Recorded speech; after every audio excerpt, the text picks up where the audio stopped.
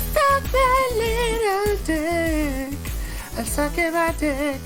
That's the new Grimes song. That's also the Come Town song, which is Sucking My Little Dick by Grimes. That the melody you mean that you just used? Yeah, it's beautiful. So that was she does make beautiful music. Yeah. My God, wow, it's beautiful. Hi everyone, I punched my breakfast today.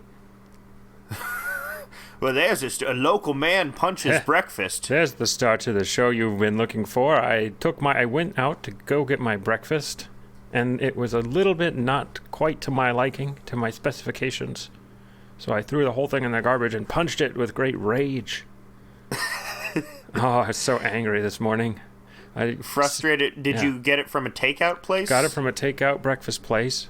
And it just slightly not correct for how I like it.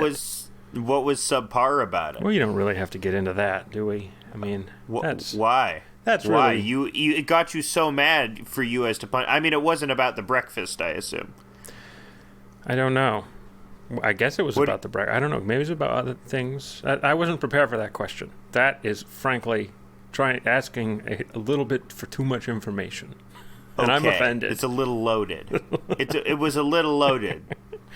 Yeah, those eggs were loaded. They had some kind of crazy sauce. I wish I could have tasted it, but I couldn't. Some crazy sauce. Yeah. But instead, you punched it. Yeah. How about you? You were saying in our in the green room back before when we were hanging out in the green room that when we were doing lines of skag in the green room. Yeah. Pre-show hangout in the green room. You were saying you slept in. You slept in this weekend. I slept in last weekend? This weekend. Today. I slept in this weekend? Weren't you saying that you slept in? Yeah, I didn't. I don't sleep because sleep is the cousin of death. Just like Nas says. Yeah, it's a Nas quote. There's a nasty Nas in your area. Nasty Nas was in my area last night. Really? You went to go see a hip-hop concert? No, I just meant... Is that why you were up so late and you had to sleep Nas in? came over and was sucking my penis. and doing Nas verses while sucking my penis. Now we're riffing. My penis was in his mouth. And he was like, I'm going to sleep because he is coming out back. That's what it sounds like when Nas is rapping with a dick in his mouth. Yeah, NY State of Mind. Dude. That's the only Nas lyric I know. I'm not a huge Nas fan, but I like saying Nas over and over again. Well, maybe you should get into Lil Nas X. He's the new Nas. Sort of. He's got, like, some of the same letters. He's got at least 3. Yeah, he's cool. I follow him on Twitter. I don't listen to any of his music, but he's very fun he's on very Twitter. Good at Twitter. I mean, I know the one song because it was inescapable that one year, but... the Lil Nas X is a posting genius. Yeah. R.I.P. to the true posting genius, our former president, McDumpster ass Trump. McPixar wife ass Donald Trump. And happy Inauguration Day. Many tears were shed on this most last passing Wednesday. Our dearest Joe Seth Robinouth Boudin was finally finger blasted on the Oval Office floor and became president. And then just pooped everywhere. And that was the tradition that it was sad to see McDumpster-ass Trump not attending, but he had to go put cucumbers inside his anus in Florida. Ooh, that's cold. Ooh, that's tremendously cold. I like the idea of like him getting finger blasted as part of the ritual because like Joe Biden went to Syracuse, so he didn't actually get to do Skull and Bones. So like all of his buddies are like George W. Bush is like, I know you didn't get to do this in college because he went to a state school. So here's a coffin. Here's your very own coffin to masturbate in, and here's Hiawatha's skull. Have at it. Wow. Yeah, I bet those rich people are the ones who still have all the relics from, like, the westward expansionism of America. Like, all those, like, Bush... What kind of weird relics does Bush have from, like, the wars of westward expansion? I think he has relics from the wars of eastward expansion. He probably has, like, quite a few soldier legs He just has to stay a bunch of fanatical patriot moms. This is my son's leg. It's all they found of him. I had it mummified and sent to you, Mr. Bush. I don't want to have to make fun of the Catholics too much, but apparently there's going to be a new saint. Have you heard? Like the youngest saint ever. New saints? Yeah. He was like 15 and he died and he was on Twitter. He's the Ronan Farrow of saints. Yeah. He's the Wunderkind saint. We should make something akin to sainthood for New Yorker writers. You know? They entrance into, I don't know, what's a popular New York deli that you can't get into unless you're somebody. Squats? Twats. Squats. You can't get into Twats Deli. Twats Delicatessen. Twats Deli. You can the only two people are allowed in there, Fran Lebowitz and Ronan Farrow. Yeah. I was thinking, no one liked it on Twitter. I was thinking, like, how much it's going to suck, like, to be this kind of conservative guy who hates the Dilbert guy, you know? Like, how much it's going to suck to be stuck in the gulags with the Dilbert guy. Yeah, this type of pedantic fucking weasel. Man, I could talk a lot about how much Scott Adams is a fucking weird guy. He's the worst. He is one of the absolute worst, because what makes him so irritating is, you know that Ben Shapiro is not having a good time. Ben Shapiro is not a happy person. No. Like, he doesn't experience joy. Scott Adams looks like he's having a great time constantly. He's so fucking full of himself, and he has such a profound sense of self-satisfaction that he's always just like, oh, I'm just using logic and persuasion to understand people. Yeah. He's always singing to himself. Thought. What if God actually was able to manipulate women into thinking that they were, in fact... You know, he just goes on these long, pseudo-spiritual, anti-feminist rants a lot. He also is... And when he's not talking, he's singing to himself. He's like going... Bum, bum, bum, bum, bum, bum, bum. And it's one of the most annoying character traits I've ever seen. Mm-hmm. I do that all the time as well. On camera, do you do it? I asked. I don't do it. I'm not doing it right now. Yes. But yeah, I'll often interlude our segments with me going yabba dabba dooba hooba dibba dooba hooma abadina hoba do.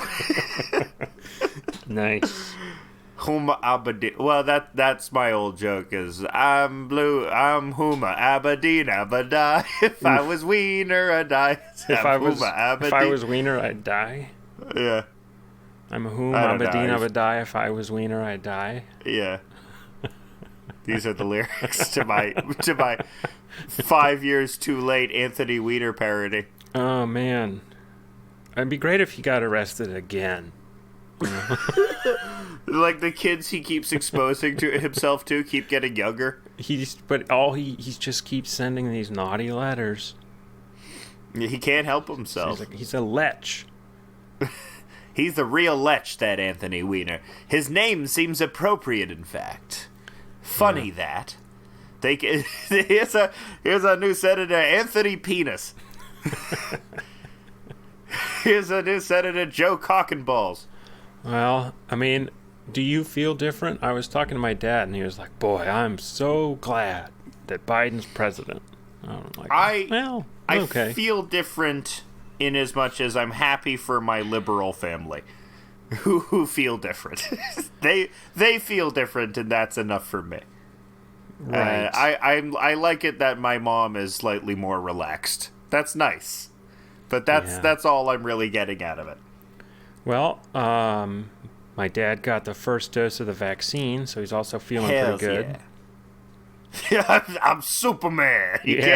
He's just walking through outdoor malls, just pushing people's faces out of the way. So I'm vaccinated, bitch. Yeah. Well, I mean, he said no side effects whatsoever. He didn't feel a thing. So I'm kind of I'm hoping it worked, you know. He didn't just get one of the placebo ones? Yeah. Half of them are placebo because Cuomo is doing a little his own little experiment. We're doing our own little Andrew Cuomo experiment over here. What you have to know is the miscommunication is part of it. I just have to miscommunicate constantly or else you won't understand, you fucking asshole. You fucking little bitch. You prick. Randy Rainbow makes songs about me. Do you know how fucking hot you have to be for Randy Rainbow to be sucking on your dick constantly? I'm Andrew motherfucking Cuomo. I'll fuck your sister with a rake. Yeah, Randy Rainbow. What a nice looking guy. I just Googled him. I'm not sure I'm familiar. Randy Rainbow, he's a gay man that makes musical parodies of various current events. He looks like a nice young man. And ordinarily it wouldn't be relevant to comment that he's gay, but being gay figures into a lot of his work. So, yeah, it's relevant. You can kind of figure that out because of the pink flamingo glasses. Hey, you've never seen fucking straight bros? I'm sure Tim McGraw would wear pink flamingo glasses. Did you see the great piece of goss, which is short for gossip, for those of you who aren't? It's not short for gossamer. For the greatest. Those of you, probably boys out there who aren't really familiar with what it's like to be a goss queen like me. There is Ryan Gosling piece of goss out there about Tim McGraw versus Chris Christopherson at backstage. And was it Tim McGraw or was it? I feel it was Toby Keith. Oh, was it Toby Keith and not Tim McGraw? It may have been because I don't know. I have no idea. Yeah, because I feel this was at the height of the Iraq War. And because Tim McGraw, maybe it was Tim McGraw. No, I think it was Toby Keith. You're right. Yeah. No, well, that's interesting because I was just thinking about Toby Keith because I think this was the height of the Iraq War. Have you ever listened to the song "Beer for My Horses"? No.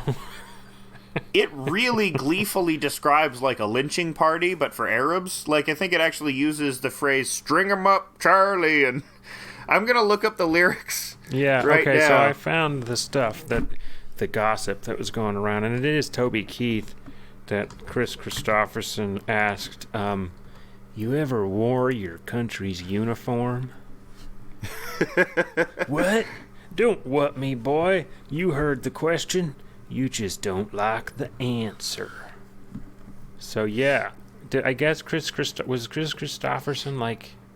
he's a big lefty. He went to Harvard. Yeah, but was he in the army or anything? Yeah, he was in the army. He famously he got Johnny Cash's attention by landing a helicopter on his front lawn, which he had learned to do in his army training. Wow. Well, he's a cool guy. I'm always going to be on Team Toby Keith versus the old fuckers. Like, well, you left out the other part of the Chris Christopherson thing, which was he leaned over to the interviewer after reprimanding Toby Keith for his pro-war stance. And said, that guy's doing a country music what Pantyhose did to finger fucking. Yeah, that's what Waylon Jennings said, right? That's a great line. But that's also a weird line. It's not. Were you just, did Pantyhose confound you? You couldn't figure out how to get him off? They have a barrier. Were women just free lipping it all the time before Pantyhose and it made finger fucking? The women have invented a barrier. What shall we do? Lances down, soldiers. We will figure out a way. The pantyhose, confounding to the cowboy. They can't figure out the hose. Yeah. So yeah, the beer for my horses, which is a very funny song title. But yeah, let's read the chorus lyrics. That justice is the one thing you should always find. You gotta saddle up your boys. You gotta draw a hard line. When the gun smoke settles, we'll sing a victory tune, and we'll meet back at the local saloon. Or raise up our glasses against evil forces, singing whiskey for men and beer for my horses. Okay, that's not the bad one. Oh, no, here's the bad one. Grandpappy told my pappy, back in my day, son, a man had to answer for the wicked that he done. Take all the rope in Texas, find a tall oak tree, round 'em up all the bad boys, hang them high in the street for all the people to see. Yeah, he gleefully describes a lynching party there. Yeah.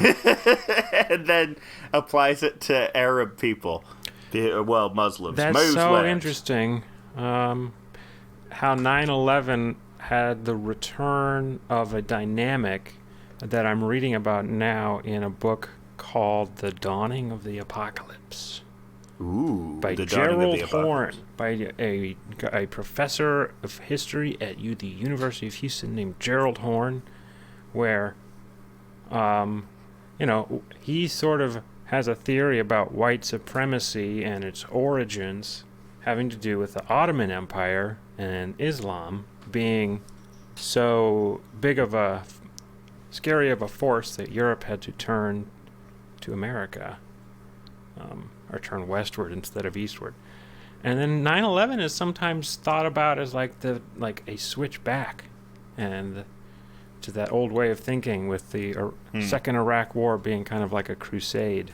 Because the motivation, well, the motivation of it is still, like, I still don't understand the motivation of the second Iraq War. People are like, oh, well, Halliburton, but is Halliburton enough of a motivation? I don't know.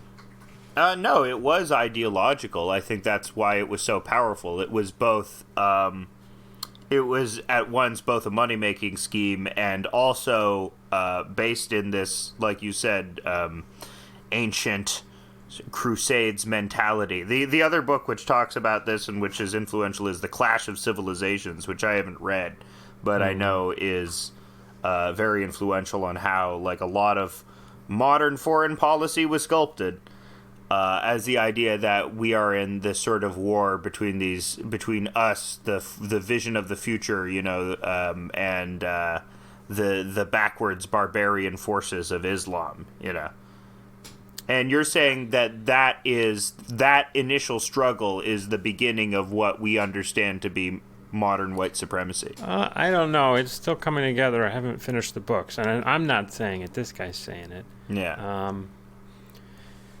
But yeah, I think basically so far what I have gleaned is that Spain was colonizing America in the 16th century, and then Spain kind of started getting rich, and the whole reason Spain had gone there anyway was because they couldn't go east, because the Ottomans were very imposing. But Spain ends up fighting the Ottomans anyway, and then England's colonial project wins out over the Spanish colonial project because of that. And then the English kind of perfect settler colonialism by living alongside the people that they are enslaving, and have to create a system of white supremacy because they're all different religions, so they can't all be Catholic against whoever it is. They can't be united around a common religion, so they are getting united around a common skin tone. Sort of. Interesting. Yeah.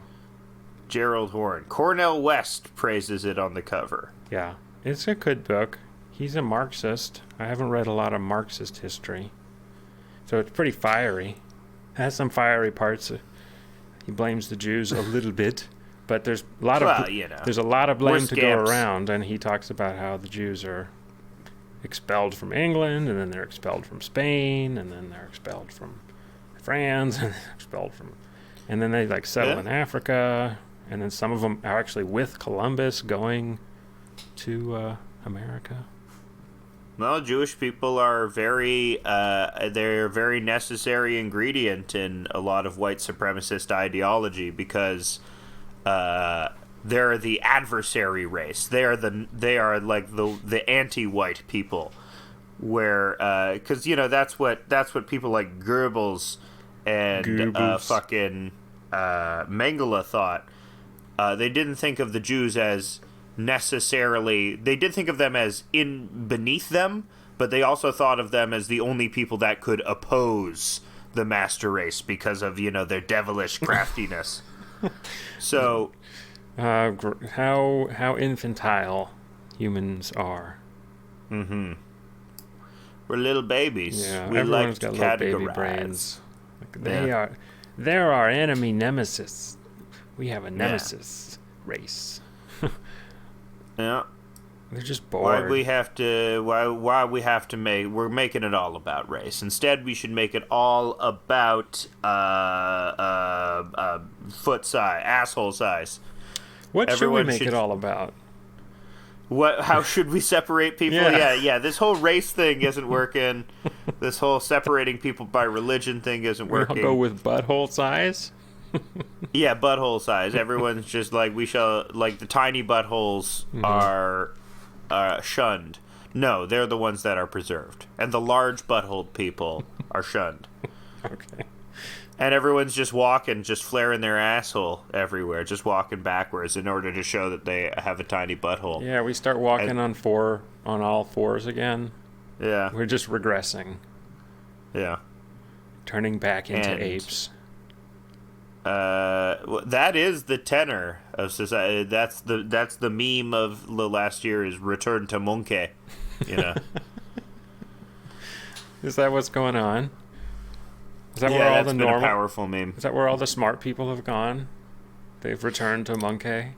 I don't think all the smart people are into that. I think a bunch of doomer anarcho-primitivist teens are into that. A bunch of gaming teams who, a bunch of Roganites are into it, you know, because Rogan sort of has this back to nature. That's someone could do an essay about like Joe Rogan and the nature of the sublime, or like Joe Rogan's Walden, because he's always talking about like deer hunting and spirituality and, you know, being in nature as well, on top of his general bro philosophy. So I think there's something about like, there's something to the like the superficial adulation of nature, and also lacking critical thinking skills. Ouch. Wow. Well, sure, nature's great. I mean, we can all agree. A lake, a river. Who doesn't love these things? An isthmus, a peninsula. Come on. These are great things. A tree, a rock. A mote of dust, a child's laugh, you know, nature. Bugs, cold. Cockroaches, HIV. That's it. You know, nature. Nature, yeah. yeah, you know. You know, like... mushrooms, poop. Heather Locklear... Rita Hayworth. Non-natural things, magic, extra-dimensional penis forces. So, you know what? I just realized it's time to do taxes again. Oh, it's tax time. It's tax time again. I did my taxes in July. Amazing. I like, know. you did your taxes for this year in July? I did my taxes on July 4th, this past 2020, for 2019. It's patriotic. And it was because we got an extension because of COVID. Mm-hmm. Oh, and I think we were just saying that we were talking about Dave Chappelle getting COVID. Dave Chappelle did get COVID. And it was connected with Rogan. And it was from connected Grimes. with Rogan, but it was from potentially the wonderful and talented musician Grimes. Frank Grimes. Gave Dave Chappelle COVID. Because Dave Chappelle is doing his private comedy tours, where everyone is socially distanced, but they can still enjoy the master at work. Man, Dave Chappelle, I don't know, there's something about his new shit, you know, his, you know, post-comeback, I'm buff, and I'm like the wizened old man of comedy, and I'm like the ultimate comedy genius. I don't know, he seems to be kind of like a fucking puerile douchebag now. I don't know, it's not funny anymore. Yeah, I don't like comedy anymore at all. I don't like stand-up comedy at all anymore. Nobody. I like John Mulaney. Oh, yeah? Okay. He's funny. He's good? He's a little cocaine doll. Okay. Oh, okay. I think you mean you like him. Yeah, I'd like to kiss John Mulaney. You want to smooch? I want to kiss John Mulaney on his thin lips. His very thin lips. Well, my tea's gone cold. Oh, no. Yeah, the funniest part is Grimes, just the hubris of wealthy people. Because Grimes had been diagnosed with COVID not but 2 weeks before. And she goes down to she and Elon, Dave is Dave Chappelle is playing a show and you're a big celebrity. Get us in.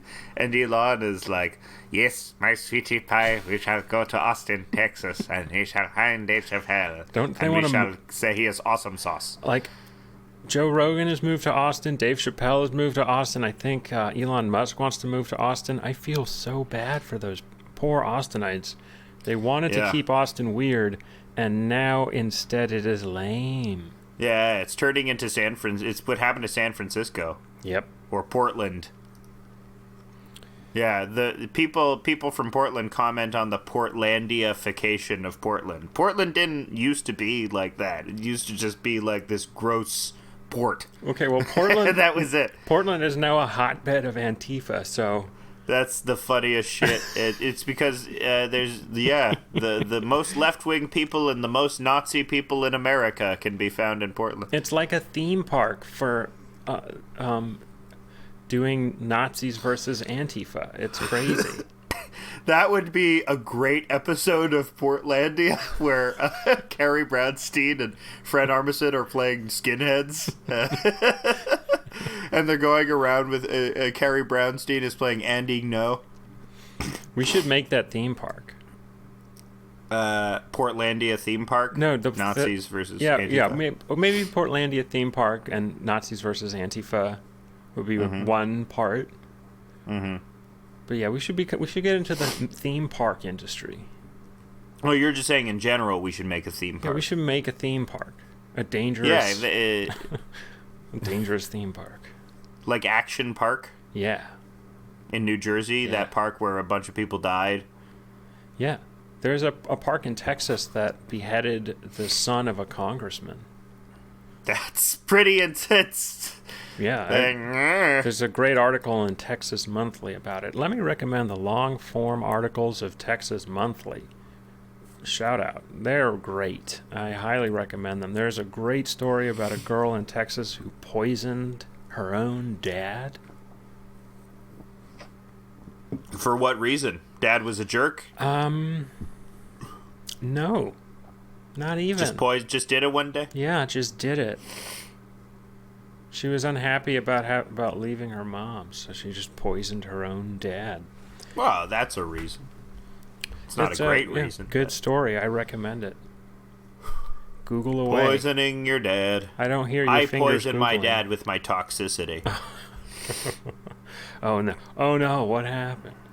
No, I like my dad. Oh, good. I make a lot of jokes about my parents. But that was more of people. like a Britney Spears type of toxic. Yeah. Whoa, she's got problems with her dad. Tell you that much. Yeah. That's funny. What if your dad basically controlled everything you do and had access to your millions of dollars? That's toxic. I'm slipping under. It's that's such a good song. Such an amazing song. Wee. Yeah. With your taste of the lips up on my dick. I'm toxic and slipping at the taste of your poison on your dick. I'm addicted to dicks, but you know that you talks dick. Na na na na na na. Okay, so you never got around and telling me in the pre-show green room warm-up where we do jumping jacks and slap each other's butt cheeks. Where we stare into each other's eyes, where we make eye contact for 30 minutes and do jumping jacks. Yeah. About Elizabeth Smart. Oh, on The Masked Dancer? Yeah. What's going on? That was the most reality. I'm surprised. So what you had said is you hadn't heard of the Masked franchise, which is impressive to me because it is very bizarre and worth paying attention to. Mm-hmm. So it's a Korean franchise initially, but it got exported to America about 2 years ago, and it's a talent competition. The hitch is, though, that the participants are all celebrities, but they're hidden under costumes. They're hidden under elaborate costumes. So you'll have one who's the peacock and the egg and the gator and the pineapple. And if they fail to wow the celebrity judges, which include Ken Jeong and Jenny McCarthy, then they will be unmasked. What? And yeah, two awful people. Ken Jeong seems okay. Jenny McCarthy's bad. Yeah. She's really bad. What? She shouldn't be allowed on TV. Okay, so anyway. So this franchise is strange. And they actually kind of get, like, a somewhat high caliber of celebrity to appear under these, or at least a high caliber of B-tier celebrity to appear under these masks. But there's another franchise. The first one was The Masked Singer, which is a singing competition. This next one is The Masked Dancer, which is dancer competition. Seems hard to compete in those bulky outfits, but whatever. But one of the people that was unmasked last week was Elizabeth Smart, who is known for being kidnapped and not as a 13-year-old. Kidnapped and not escaping. Yeah, subject to lots of abuse. Lots and lots of abuse, but yeah, she was billed as an activist and a speaker as, you know, her reasons, as her claims to fame. When really, no, her real claim to fame is victim. But you can't put that underneath her title card. Wow, that is some biting social commentary. It's Damn. biting. Well, it's just bizarre that, you know, someone who is exploited in the media cycle as this figure of victimhood, which is already, you know, a strange thing. And how Elizabeth Smart especially was known for being, like, the focus on her was special because of her character as the perfect victim. This little, you know, Mormon blonde-haired, blue-eyed girl, blue-haired girl, who you know, there was this national obsession with finding her, and many comedians at the time, including Dave Chappelle, who had a bit about Elizabeth Smart, talking about, you know, how she didn't miles escape. away, in Detroit, there was a girl who, like, got kidnapped, and she was 7 years old, and she managed to find her way out, but you didn't hear about that because she was black. And Dave Chappelle's line, which a bunch of other, you know, edgy comedians at the time made, was, "Guess she wasn't so smart after all." Whoa. Boom! Roasted. You got raped, Elizabeth Smart. Dave Chappelle, out. Yeah, Dave Chappelle was really good at comedy back then. Dave Chappelle was, skinny Dave Chappelle, genius. Buff Dave Chappelle, up his own ass. Well, I don't know. I kind of was joking. I don't hold him in such high esteem. The Chappelle show was pretty good, but it was funny. That's like, I mean, come on. He just got, like, in his new specials, too, he comments, like, he starts off one of the specials by saying, "I'm too damn funny," which is like, I guess. Maybe. His last thing certainly was not funny, so, I mean, you know. And it sort of comes from the fact, because what made the Dave Chappelle character, his persona in comedy, at least when he was, like, a skinny guy, is that he's sort of like a Bugs Bunny. He's the underdog, you know. Everyone else is making trouble for Dave Chappelle, and Dave Chappelle has to use his wits to get out of it. But when he, you know, he's now taken on the aggressor. He's become the aggressor. He has become the FUD and not the Bugs. You don't want to become a FUD. You don't want to become a bald-headed Hunter Nimrod. You can't say that. You're canceled. You don't become a FUD? Can't say that. You're a real FUD. Yeah, you better take that back. I'm not gonna disavow me. I disavow you. Straight up disavow. Yeah, you have been disavowed. Now, everyone is canceled nowadays. At weddings, people exchange their disavows. Boom. Roasted millennial weddings. Yeah. So many millennial nowadays, the groom and the bride cancel each other when they get married. Damn. Oh, we're doing Gen X Comedy Hour. We're doing Gen X Comedy Hour? Yeah, millennials these days. How many 2020 weddings got canceled? And I'm not talking because of COVID. Sorry for those that got canceled because of COVID, but I'm talking about the ones that got canceled because of telling offensive jokes. Millennials are so PC nowadays, they'll reprimand you for saying that you did 6 lines of coke off your mom's pussy. Is that Gen X? That's the Gen X style. Yeah, Gen X were just doing Raylan coke off their mom's pussies. You weird. That's a hallmark of Gen X culture. Yeah, they're weird like that. Don't you remember that scene from Reality Bites when Ethan Hawke was going to town just Raylan coke off his mom's pussy? Yes. I remember that, yeah. That was a big scene in Reality Bites. Everyone remembers the lines off the mom's pussy scene. Wow. So that's cool. Elizabeth Smart was on the Masked Singer franchise. That's where that came from. The Masked Dancer franchise. I got a proposition for you. What do you think would happen if you were to go back in time and give, like, before 1492, go back in time and just give all of the native people of America copies of the Quran?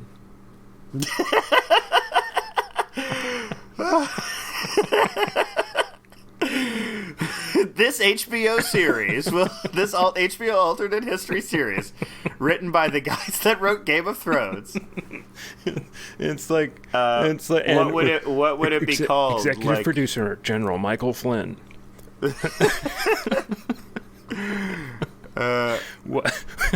What if the Indians were actually Muslims and we were fighting a war against them? Mm-hmm. Yeah, that would be a good piece of original American programming. I don't know why we don't do that. You should write your alternate historical fiction. You should write your Turner Diaries. Yeah, I don't. Who's the new Tom Clancy? You know, who's the guy out there for the right writing their weird military fiction? Is Tom Clancy? What is the military propaganda contained? I've never ingested any Tom Clancy whatsoever. Boring. I think I saw Hunt for Red October, and that's it. Yeah, is that a Clancy? That was a Clancy, right? It's boring. I mean, I've played some video games, but most of the video games are bad too. Did he was which is the one sniper? I don't know. He's made so much friggin' money. He just Tom licenses Clancy. Is he his name. dead? Yeah, I think so. Did he die? I think so. Okay. So he's just Ghost Tom Clancy, and all the money's going to Ghost Tom Clancy. Mm-hmm. Yeah.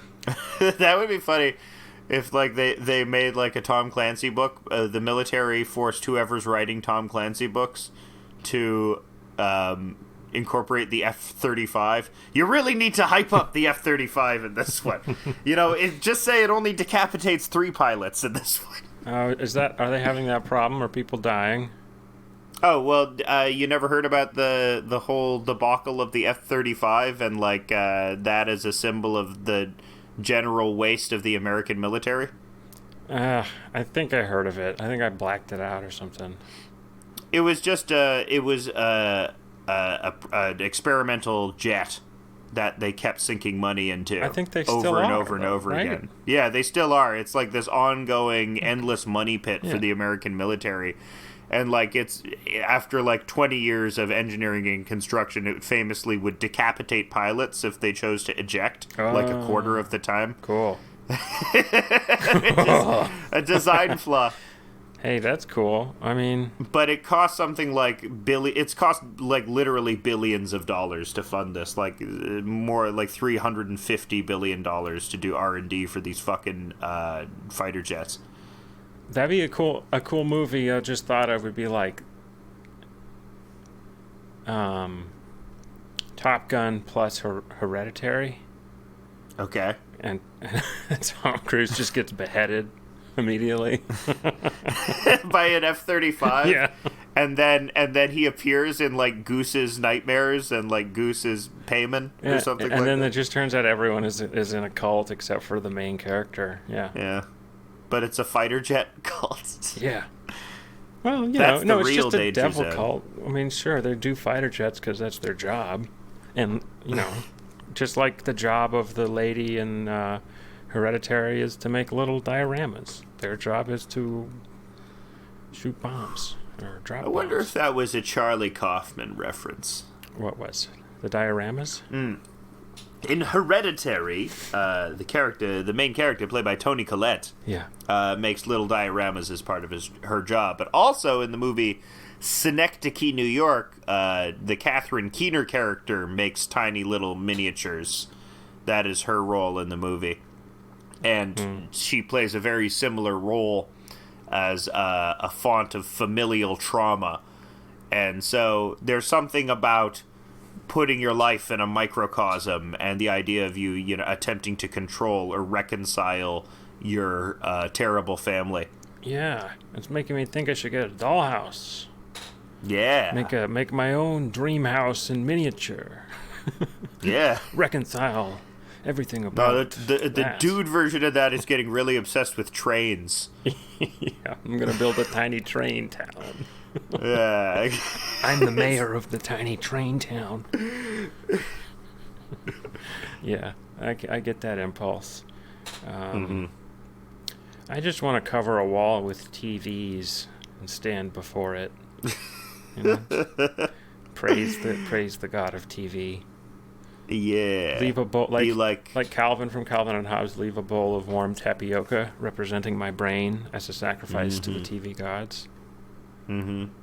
You been enjoying any TV? Yeah, I have been watching the Great British Bake Off.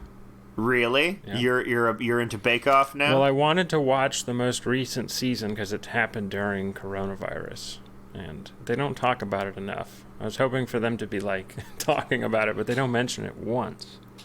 Well, it's the Bake Off. They're trying to make you think of happy things like pavlovas. Yeah. Well, they're racist. The Great British Bake Off's racist.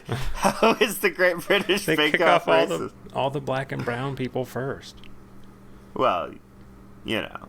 Google it. Is that a thing? Yeah, like Google the Great British Bake Off being racist? Yeah, Google it. Just go do some research. Educate yourself. Why don't you? I will educate myself about the racism of supposedly wholesome British programming. Mm-hmm. Oh, yeah. It's out there. I mean, I enjoy, what's his name? Is it Noel Fielding? Noel Fielding's funny. He's funny. He's a little goth raven boy. Yeah, he's from the Mighty Boosh. He's not a boy anymore. He's a 48-year-old man. He's a Gen Xer. He's doing cocaine. Yeah, he's a 68-year-old man, Noel Fielding. He's 75. So, and then I watched How To with John Wilson a little bit. That's a good show. It's okay. We can recommend that show. It's okay. Not like so good. People are praising it for its humanity. It's no Louis. It's no first. It is no Louis. It's no first season of Louis. Yeah, which is it's fun to watch again with all those scenes of him being weird towards women. Yeah. Well, I mean, I think it's appropriate that the new show from a comedian type, or the new kind of funny, weird show, artistic show, is not a comedian as a god type deal. Yeah. We need a show where the comedian main character just keeps getting, gets stabbed every episode. Like every episode ends predictably with him just getting lots of knives and being in the hospital. We are in search of catharsis. Yeah. The catharsis that won't be solved through art. It will be solved through violent, bloody revolution. Or eating a lot. I was thinking you could eat a lot to achieve a similar feeling. Are you trying to become the 600-pound man? Yes, the fabled 600-pound man of yore. The fabled 600-pound man of yore. Once you achieve that amount, you gain the true knowledge. All right, I got a question for you. Okay. Do more kids hate school or love school? Hate. Why would you? That seems obvious, right? No. Schools. Okay. Does some USA Today poll say that the opposite kids actually love school? No. Well, I saw an article from that Las Vegas is going to make them go back to school because they have had online school during COVID because of rising teenage suicide rates. Ah. And my thinking was, no, don't make them go back to school. They'll start killing themselves more, and each other, probably. Yeah. They're murderous. 13 Reasons Why. Yeah, teenagers are murderous little bastards. Yeah. Teenagers, they're all killers. Yeah. The killer teens. They're coming for you. They're coming for your wives. I don't know. The killer teens. Why don't we just keep teenagers in solitary confinement? I like this stretch that you're on. That's how we need to return to the 50s, is by everyone being afraid of teenagers again. Yeah, by they were so afraid of teens in the 50s. They're dangerous. What are they doing? Milling about. And so the only way we can deal with teens is being like, okay, let's have them all get together in virtual rooms where they then take turns in violent video games shooting the shit out of each other. Because otherwise they would just be doing violent revolution to us, taking over the parents' house, ordering pizza, and not paying for it when it gets here. No. The problem is that they just don't feel reassured at school, which is why we need a designated kisser. Just need a person to go around and just give them little kisses on the forehead while they're studying so that they feel at ease. Just a series of little kisses. Should that be your job? That would be my job. Oh, what good work you're doing on your homework, Margot. Would you like some kisses on your forehead? Ooh, kiss, kiss, kiss. Ooh, you'll get an A+ for sure. Ooh, Davy, that's a very nice diagram. That's a nice bar graph, Davy. That deserves several kisses. Well, if you were doing online school only in Las Vegas and then you have to go back to school during COVID, I think that would push me to my breaking point. And if I was just barely hanging on, like, thank God. That's why you need the Kisslord. And he'd be in a pied Harlequin suit, and he'd be going around just going, kiss. Like a red and white Harlequin suit? Yeah, I was thinking a yellow and black, diamond pattern. Because it's a very good clashing colors. But I guess that would be more for Pittsburgh. You could be carrying a nice plate of berry cobbler with creme anglaise. Ooh, this isn't for you until you finish your studies. Up until then, you only get kisses from me. Kiss, kiss, kiss. Wow. It is me, the Kisslord. Yeah, Kisslord. Kisslord? Kissmonger? What would be a good name for this character? Kisslord is good. Kisslord is good? Little Lord Kissleroy. Little Lord Kissleroy? Yeah. No, Kisslord. So Kisslord. That's an involved fantasy. Mm-hmm. I enjoy it. Yeah. Hey, look. If we had more venues for kissing teens, no Stephen Paddocks, Well, it's so interesting. We don't know his motivation. We do not know Stephen Paddock's motivation, which is why he is the ultimate school shooter. Because 1, it wasn't at a school, and 2, wasn't a teen that you could kiss into sublimation. Yeah, what a scary guy. Just or do you think it was a Saudi Arabian plot, as some conspiracy theorists think? It was ISIS. Like ISIS did take credit for it. What? Really? Yeah, but they take credit for everything. They took credit for the Omar Mateen nightclub shooting, the Pulse nightclub shooting. They took credit for Wonder Woman 84. ISIS took credit for Wonder Woman 84. We have poisoned the minds of the American. Yeah, they claim they made it. Who are we to say they didn't? Who am I to say with all this fake news bounding about? What is real? What is fake? How am I to know? Just gotta feel it out. That's why we're introducing here at House of Decline Vibes News. News that you vibe with, whatever. Like today, a lady in Arkansas drew a giant picture of a ladybug. Vibes News. Wow. That's the good kind of news that I can get down with on a regular basis. Where can I get more Vibes News? You can go to vibesnews.com where you can hear stories about a man in Anchorage, Alaska, getting a pet eel named Jerry and using it as a rope to swing from trees. Vibes News. I used to love thinking about like living in a jungle, swinging from ropes, like Tarzan, like pre-found Tarzan. I always thought Tarzan sucked because, like, who wants to leave that place and go to England? He's in a state of nature. I don't know. There's a lot of, but like Tarzan, he would have been riddled with malaria. just, like, thank God he must have developed an immunity to it early. Yeah, he well, must he would have immediately just filled with West Nile. Yeah, he would immediately get smallpox, probably. Yeah. Because everyone was either like immunized from smallpox or had already gotten it. No, well, I guess maybe the gorillas did like a gorilla pap thing, and they smeared like a bunch of gorilla shit on his face so that he developed immunities or something like that. The way they immunized people from smallpox was insane, and John Adams. How did they do it? John Adams had it done to his family. Okay. And so in the 18th century, which I think is when Tarzan is happening, they're like some kind of crazy colonial shit going on with Tarzan that we could get into. But that's probably already happened. The way they would immunize people is they would take a person with smallpox, get pus from their blister, and then cut you and put their pus into the cut on you. Crawling in my skin. Yeah. So then you would basically get like a light case of smallpox, and but sometimes you get a really bad case and die. So. Roll that dice.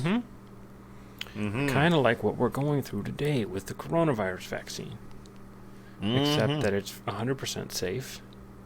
Maybe. Not tested it's on. Fine. Not tested on. I'm sure it's fine. I'm sure. Which one do you want to get? I want to get the Twilight Sparkle vaccine because that's my personality.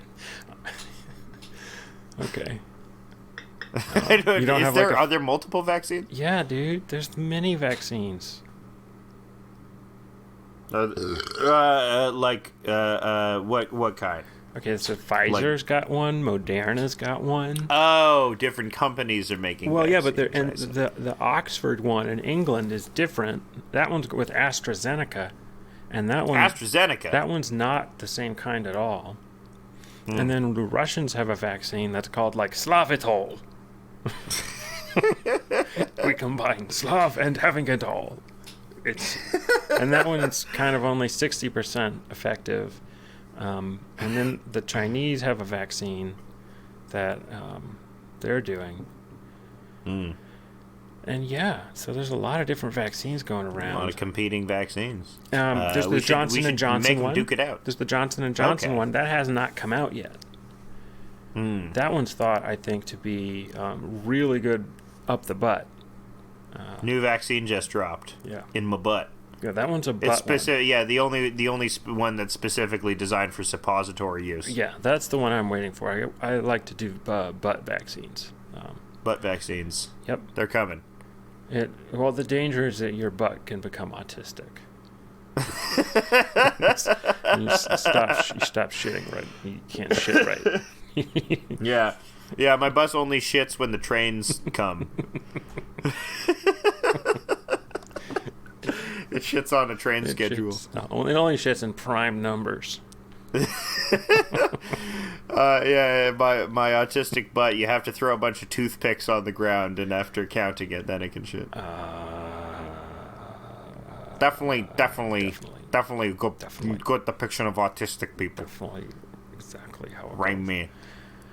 Wow. The singer Sia is getting in trouble for her depiction of autistic people. Oh, which no. is very... Well, she can't be canceled because Shia LaBeouf. Well, right? Famed woman beater, Shia LaBeouf. Didn't he... Or am I thinking of someone else? You might be thinking of Johnny Depp in terms of someone who got a mea culpa for their Shia alleged LaBeouf, abuse. I think it was abusive to her. To Amber Heard? No, to Sia. To Sia? Yes. Oh, okay. That makes sense. He seems like a weird and aggressive guy. You didn't hear about that? No. What did he do to Sia? What's his face? Shia v. Sia? Shia LaBeouf is like being sued for abuse now by someone, and I think Sia is not necessarily testimony, but like an interview, like supporting the person, the accuser, being like, yeah, he's crazy. He was abusive to me too. Ah, dang. So she's not cancelable right now. Well, there you go. She's taken down the toxic men. So excuse me. Yeah, what were you saying? Well, she cast Maddie Ziegler, the 13-year-old in her video that did a sexually suggestive dance with Shia LaBeouf. What? Really? You never saw that video? He's in that video? Oh, yeah. God. Maddie Ziegler? Oh, well, this is just... Well, but now she's playing an autistic kid in Sia's film. An autistic kid who's like... You know that there's this whole genre of TikToks where women... Or not, it's not just women, but sometimes it's mostly women, where they fake being autistic, and they're like, I'm hearing an anime soundtrack. This is what it looks like when an autistic person listens to classical music. And it shows them, having little vibing twitches to this, but they're just pretending for the TikTok likes. Seen it, yes. It's very bizarre. Well, also the Pixar emulations. Have you seen those TikToks? Yeah, those are good. Is there a name for those? Like, I don't know. Cartoonify your face, probably. It's like, you know how they're emulating the motions, the weird exaggerated motions that Pixar characters move in. I enjoy it. I enjoy the new generation of weirdos, theater kids. Yeah, really divorced from any understanding of how social interaction works, where you just farm enjoyment from other people by referencing things that had already happened. That's Darmok and Jalada Tanagra. Oh no! What? What? You sound like what? You sound like a nerd. I am a nerd. I've been a nerd this whole time. You sound like a nerd. I've been a filthy fucking nerd this whole fucking time. I've alphabetized my hentai collection. I found out it's Jack Hentai's House Support. I found out there's a Cold Stone Creamery. I found out there's a Cold Stone. Me and Hillary going down to it. Me and Hillary going down to the Cold Stone, and I'm gonna get nuts flavored ice cream. Gonna get nuts flavored ice cream down at the Cold Stone. Gonna get nuts. Have you ever been fucked on an anti-griddle before? It's hit the freezing paddles.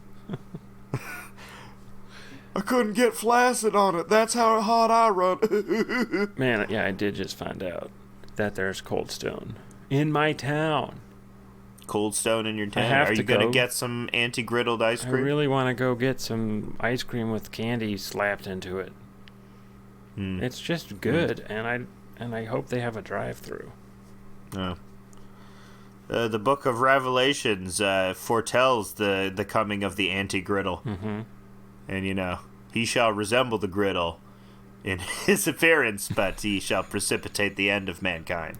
He shall resemble the griddle? Yeah. Well, because that's what they said about... That was a famous line, like, when Jerry Falwell was talking about the Antichrist, because supposedly the Antichrist is going to be Jewish because Jesus was a Jew, and the Antichrist is like Jesus, but bizarro Jesus. And Jerry Falwell said the Antichrist will be Jewish, which didn't win him a lot of points with the old Semitics. Well, maybe it won him some fans with the Muslim people. Maybe they like that idea. Yeah, the Muslims were very fond of Jerry Falwell. Were they? Traditionally. That would be funny. Yeah, they loved him. Yeah, that would be quite funny. Yeah, for some reason in the Arab world, they love Lionel Richie and Jerry Falwell. Those are the two guys. You know the Red-Brown Alliance, which is like the Nazis and the communists? Yeah, beefsteak Nazis, like Ernst Röhm. The Red-Brown Alliance, I was thinking that's kind of... If we could have an Orange-Brown Alliance of Trump and Cuomo. Just like high-pitched, abrasive New York guys. Trump and Cuomo should run. As a team? Yeah. As Team New York? Yes, Team New York. They should run jointly to be mayor of New York. Against Andrew Yang? Yeah. We will be co-mayors. We will rule together. We will agree on everything.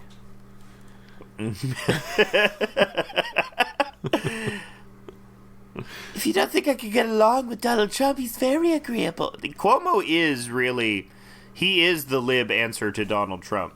This person who's only... who, like, got ahead a lot because of their father, and who failed upwards constantly, and is just never pays for any of their mistakes, and constantly keeps succeeding by failing. Yeah. He's similar to Trump in that he has a horrible taste in food, as we've seen in stunning detail over the course of the pandemic, with just the sloppiest of presentations of spaghetti with meatballs that I've ever seen. Hey, you should call it a spaghetti with mothballs. Yeah, that's right. Because that's some old shit. I grew up eating spaghetti. My parents, in an act of weird transracial mindfuckery, would occasionally be like, our son's Italian, because I ate so much fucking spaghetti. And so ever since then, I like to refer to my Italian roots. You do have Italian roots. Because it wasn't my fault. That's actually a very interesting thing that was a partially debated when transracialdom first started happening, was that one person was raised thinking they were a race they weren't by their mother, who was Clayton Bigsby style, who was crazy. Yeah, but it was they were Mexican, but their mother raised them to think that they were Native American.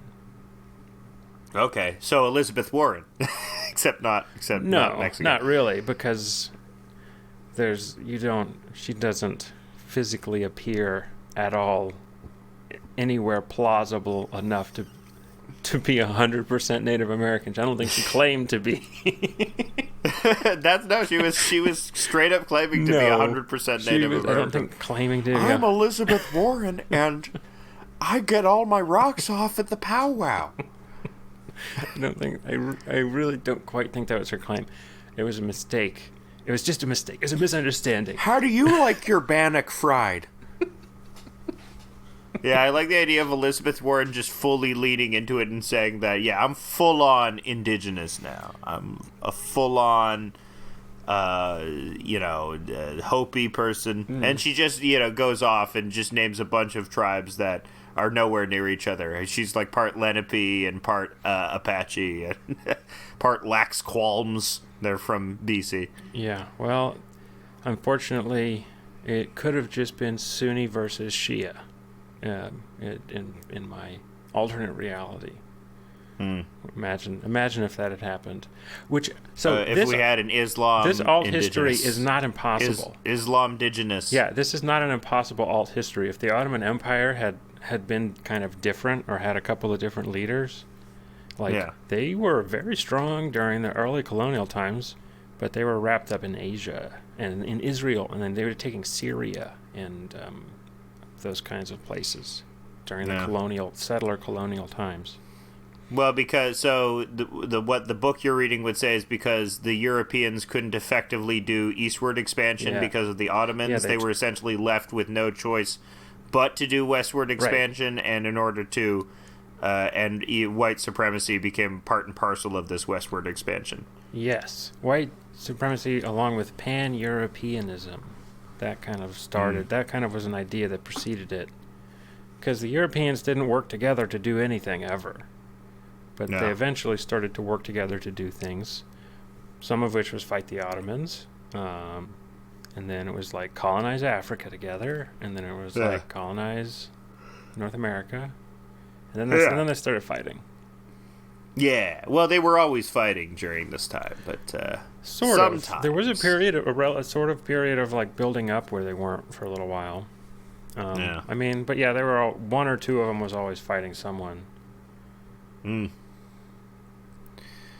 Yeah. Oh, how I'd love to be in World War One. Ooh, really? Why? Living in the trenches with my terrible gun. Oh, seeing my friends die from mustard gas. Yummy. World War One times. I said yummy. Mustard. Yeah. face melting. Delicious face-melting mustard gas. It's just bleach and ammonia, right? That's all you need. And a little Dijon. That happened once. The Canadian Prime Minister Jean Chrétien was asked about controversial use of pepper spray at a protest, and he said, "Pepper, I like to put it on my eggs." And everyone in the Canadian media was mad at Jean Chrétien. All the Quebec protesters were like, "Whoa, no, no, no, no." Yeah, because he's disrespecting the protesters. Yeah. I forget what the context was, but it was at least had to do with police brutality. Right. Yeah. And Jean Chrétien making light of the use of pepper spray. Yeah, it's like which is no joke. Yeah, it's like when Anderson Cooper called it pretzel spray. He called it pretzel spray. Yeah, and he got in trouble for making light of the protesters enduring pretzel spray. Which I would love, actually. I mean, imagine a can that sprayed pretzel. Just liquid, like Cheese Whiz, but pretzel? Yeah, Cheese Whiz with a spray. It's a pretzel out. Oh, my God. Salty. That's kind of just like what Vegemite is.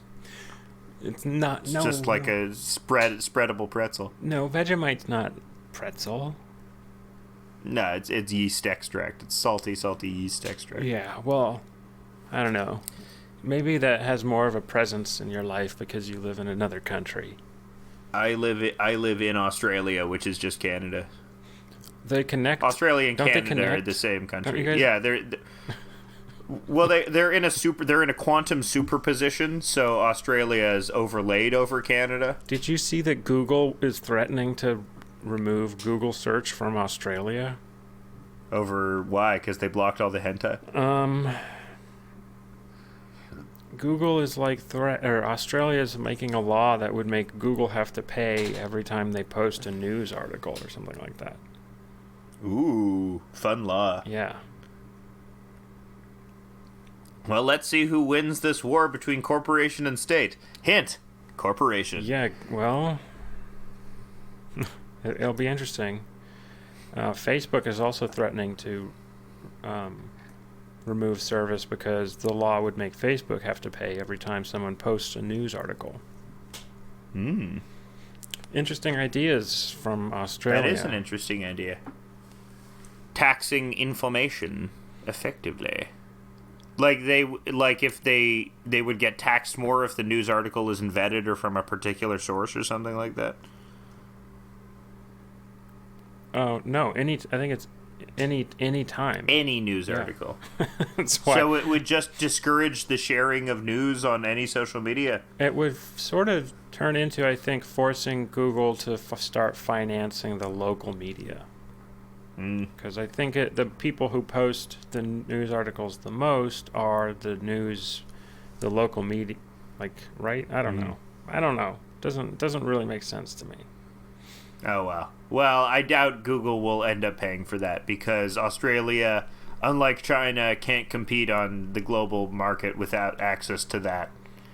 Yeah, I don't know. They're not Australia's not going to make their own proprietary search engine like Baidu. Maybe they will. Aussie search. What Australia should do is it should seize Indonesia and the Philippines and all the internet nodes that are in the ocean there. I mean, Australia doesn't really need to seize them. They just have to have a strong enough navy to be able to disconnect the internet nodes because I think they go to China from there, but I'm not sure. If you know what I'm talking about, the underwater internet nodes, the huge underwater internet nodes. You mean those cables? Gigantic cable tunnels? Yeah. There's awesome. Did we talk about it on the pod before? The awesome 18th or 19th century cross-Atlantic cable runs. We've possibly talked about it, but give me some information. A couple of people were knighted in the course of trying to get a telegraph cable down across the whole Atlantic Ocean, which, as you might imagine, to get one unbroken length of cable across the entire Atlantic Ocean is pretty difficult. So that's why the guys that tried to do it got knighted. And then they're able to send Morse code messages. I really love that. It took 2 days for them to send the first porn. message. But they were just interpreting beeps like. Sir, it's porn. The Americans, they've sent us porn. This is racy. And they're just like in SOS, in Morse code, they're just typing a bare ankle. No, I think it was just. I think it was just 80085.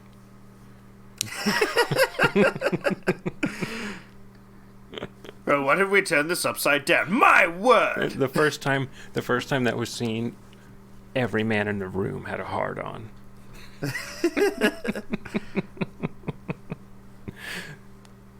Oh my god! I'm fully erect, my bridge. This communication. And it's like teleeroticism will. What is this? What is this eroticism mania that's sweeping the country?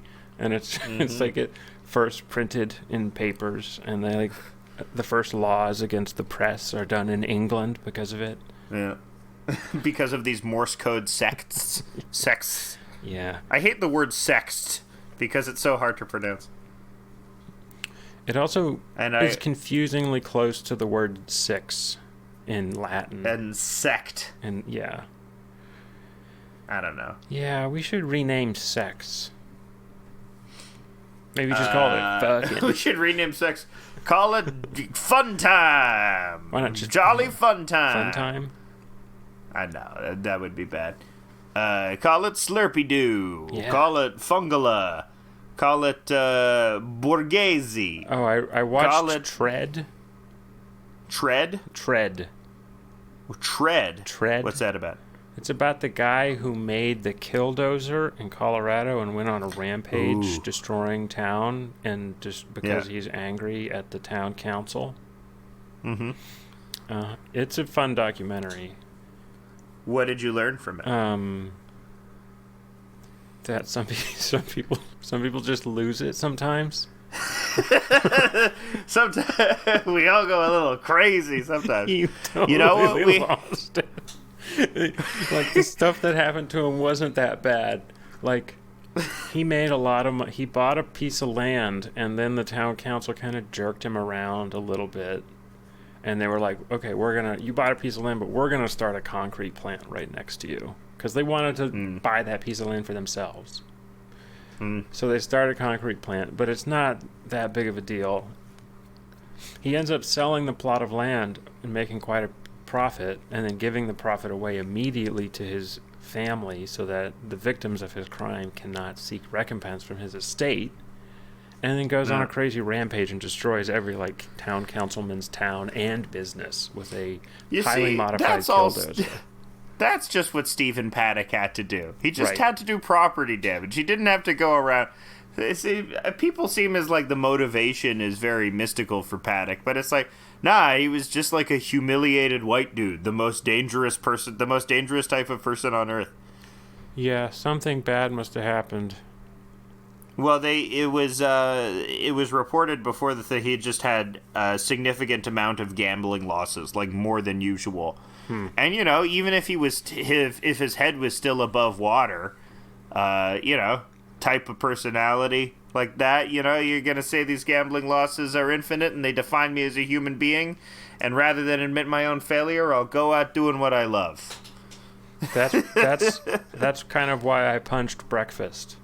That's why you punched breakfast. You were going all Stephen Paddock on your breakfast today. You're taking out your humiliated white maleness. Right. On having an unsatisfactory egg. Yeah.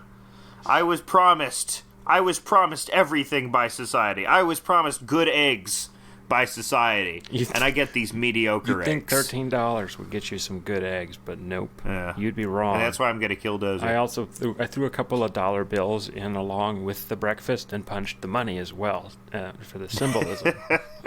It's this is where it all starts, with you. Yeah. Yeah, I lit some the little incense. George Washingtons getting black eyes. Yeah.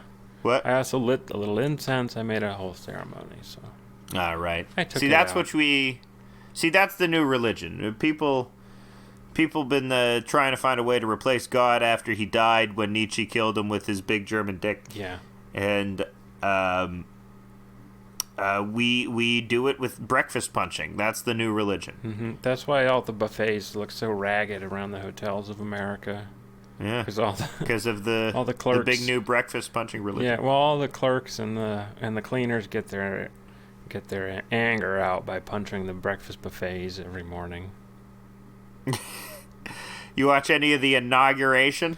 Yeah, I was eating donuts and ham and cheese pretzel stuff. You're eating pretzel spray? Pretzels and donuts and watching the inauguration. Yeah, I saw Lady Gaga. I saw Brant Bjorn. I saw Jello. Jello Biafra. I saw Jello Biafra was there. Who else did I see? Beck. Korn. I saw. Who else was there? David Bowie. Very impressive. Him being dead. Garth Brooks ran around and kissed everyone. Garth Brooks was the Kisslord. Did you for see the that? day. Yeah, he was the Kisslord. He was. He ran around and kissed George Bush, Michelle Obama, Barack Obama, Hillary Clinton, Bill Clinton. He gave them each the kiss of death, sent by Q. You're not going to turn down Garth. I thought Garth Brooks had a fucking suicide vest on. Man, I thought that guy was going to blow at any moment. And then I just realized, no, he just looks like that. He just looks like he was a suicide. It's quite amazing how generic looking Garth Brooks is. Just how he looks like any dad you'd find at a mall. Yeah. But he's the biggest selling artist of all time. Because some people look weird. They look like they should be famous based on how weird they look. Like Michael Shannon. Michael Shannon.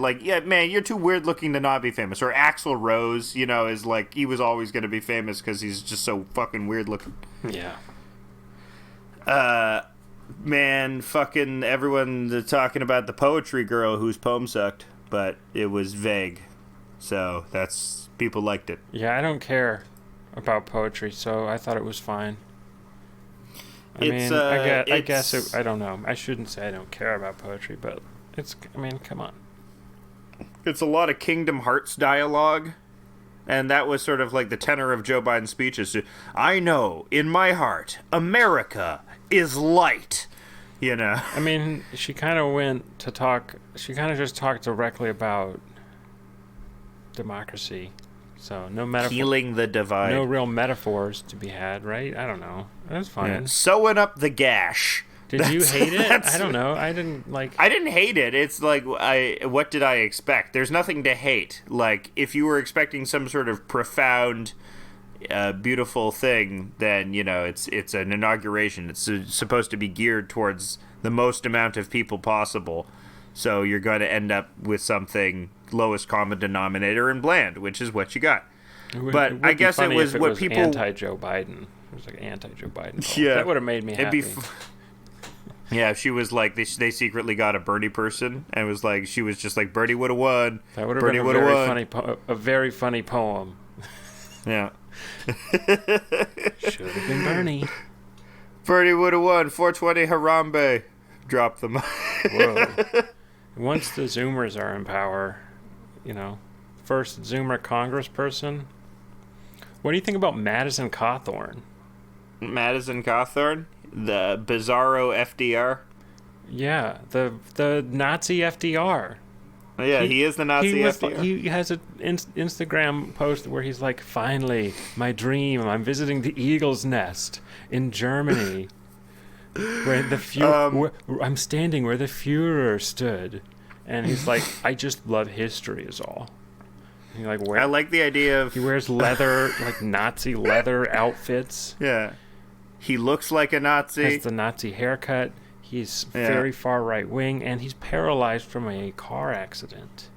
Mm-hmm. He's good looking, and had several women accuse him of sexual assault, touching, I believe, and forcible kissing. Whoa, he's the Kisslord. Okay, he is another Kisslord. Yep.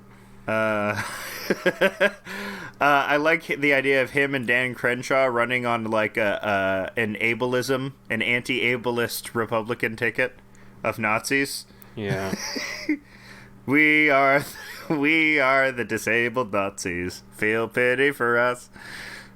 That's such a that is one of the weirdest So I like often the criticisms of PC culture I think are stupid, but it's funny when they work against the hallmarks of or the usual beneficiaries of PC culture.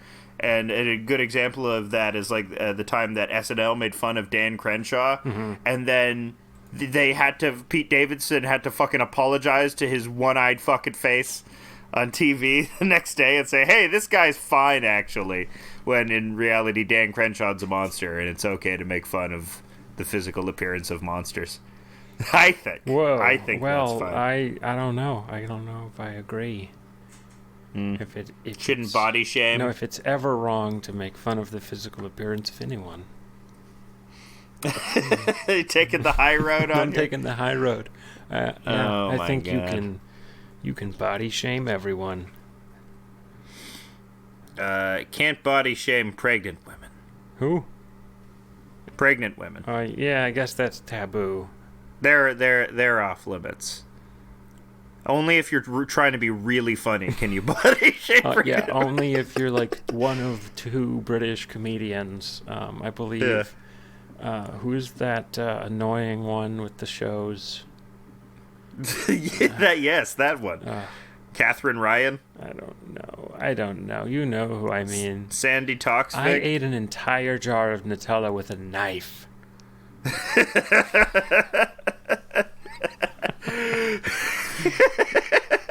It was very dark. That was my COVID low. Oh my God. My COVID low. Eating peas with a knife. Pandemic sucks. I'm tired of the pandemic. Just big old globs of Nutella On a on knife. your knife's edge. Yeah. That's how a man eats his Nutella. And not like a butter knife either, like a hunting knife. No, it's a butter knife. Yeah. It's not a Michigan-style Nutella, which is just Nutella speared on a hunting knife. But it's a folding butter knife, so it's cool. It's a butterfly butter knife. So it's got two. So I can really get a lot of scooping out of the Nutella. Mm-hmm. Man. Yeah, that inauguration was boring. Yeah. And the Bernie Mittens meme was instantly burned out because of how replete it was. But does it bear analysis? Naomi Klein analyzed it for The Intercept, and she was like, the Mittens are rebellion. The Mittens are, practicality. The Mittens are materialism. I didn't read the article, but she's Naomi. I love her. I'm sure it's fine.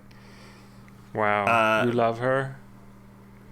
I think she's great. I really think that, whatever you think of her public persona, the Shock Doctrine and No Logo are integral texts, and reading them helps you to understand the inbred corporate landscape in which we live. A resounding endorsement.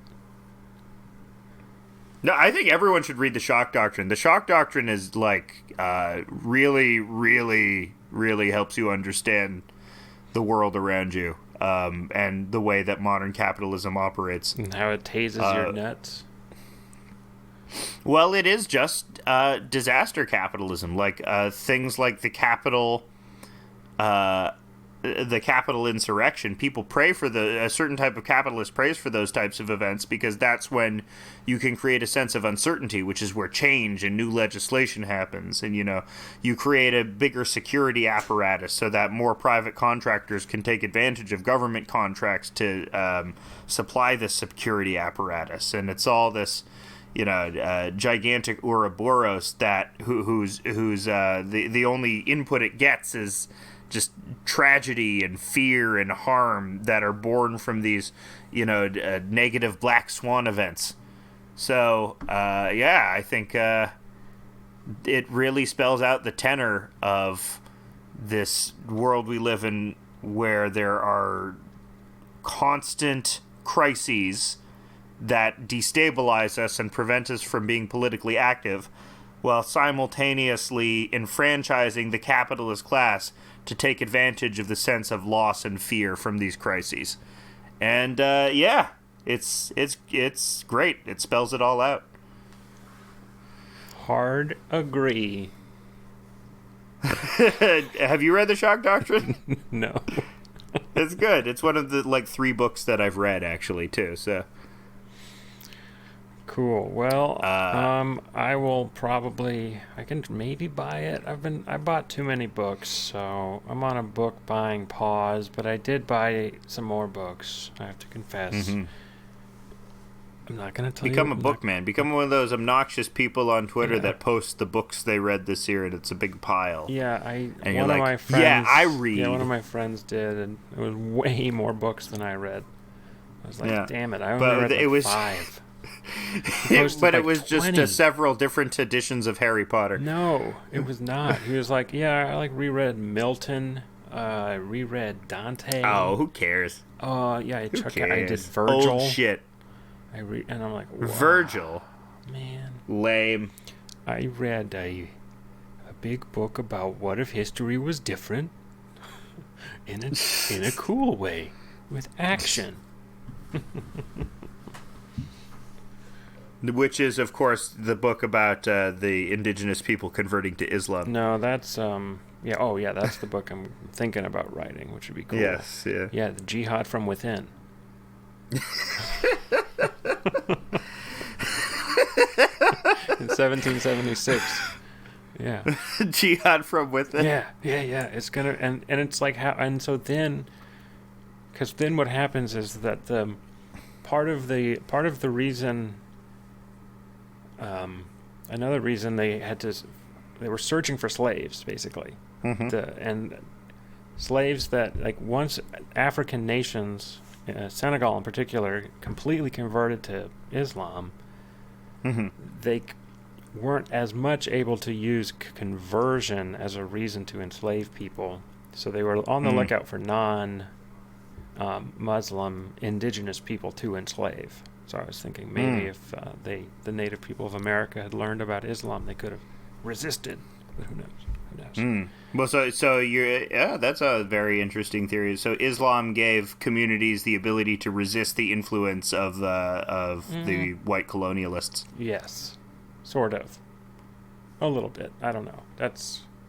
I think he. Well, says read that. the book. I think he by says Gerald that. Horne. Yeah, I think he says that as one thing that happened. I don't know. He cites a lot of sources, and I don't flip back to look at the sources. So who knows? It could all be. No, you're not a monster. It could the sources that he cites could all be insane people. Jim's Islam Shack at geocities.com. Yeah. It's that's all you need to know. So the book this week, the House of Decline book recommendation is Gerald Horne's. Is that his name, Gerald Horne? Yeah, The Dawning of the Apocalypse. The Dawning of the Apocalypse by Gerald Horne. About the 16th century, where everybody was evil. Everyone was evil. Unlike today, when everyone is just well-meaning. Everyone was trying to enslave everyone. The Ottomans were enslaving people. Everyone. They were the next most enslaved people after black people were Polish people. That's terrible. Over the course of 50 years in the 15th century, almost 2 million Poles and Lithuanians were enslaved. I like that just Poland has been just fucked constantly just because they happen to operate at the geographic center of Europe. That's the only reason why they're fucked constantly. Is because just position, just coordinates. They got the bad coordinates. Yeah, they're defenseless. Yeah, the most easy to invade. There's no fucking mountains. It's just plains all around. Just totally vulnerable. Yeah. The French had a big spooky forest. Yeah. We have a big spooky... The reason why the French thought that the Ardennes was such a imposing thing for the Germans was because the Ardennes historically for the French had been the big spooky forest that that their army wouldn't go through for any reason, and it became a legend. No, that's the big spooky forest. No one can make it through that. No, there are big spiders. There are big ordinateurs in there. Tu gros ordinateur. Yeah, very funny. And then the Germans went through it. Yeah, and then they took over. Well, I guess it was not so spooky after all. Yeah. This will come of use in the next war. Well, When Macron declares war on Germany. the other interesting thing in the book is the idea of pan-Europeanism being like evolving alongside white supremacy, and how the EU is kind of weird in that way. A return to form. Yeah. Well, I think we should pan-continents, except for pan-Africanism, which is great, and practiced by the master himself, Gaddafi. R.I.P. Yeah, Gaddafi. patron of the pod. Yeah. Patron saint, I believe. Not an actual patron. He did not pay us. We are not under his employ. We are not agents of Gaddafi. Good night, Momar. Good night. Wherever you are.